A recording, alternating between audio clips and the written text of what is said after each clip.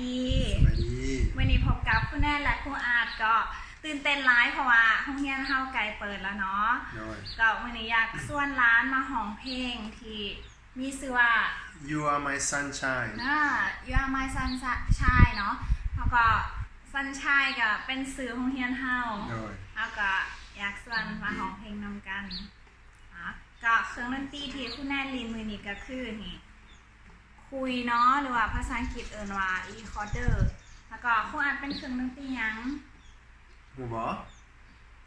บ่เห็นบ่เอาแนวนี้มันคือยังไงสิว่าคือกีตาร์กีตาร์พร้อมแล้ว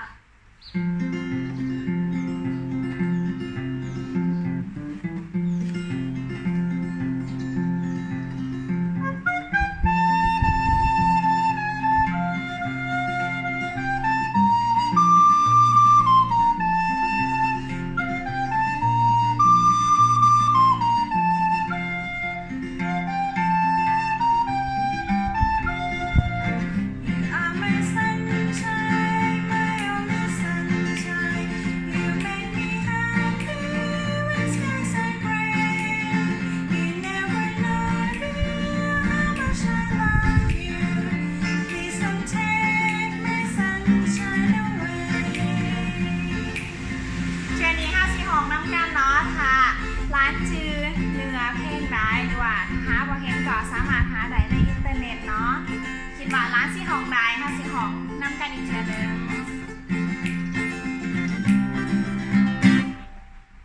You are my sunshine my only sunshine You make me happy when skies are gray You never know how much I love you Please don't take my sunshine away Please don't take my sunshine away มันหมาแวะเข้าไปห้องเพลงนี้นำกันอยู่โรงเรียนเนาะก็วันนี้นะคะลาไปก่อ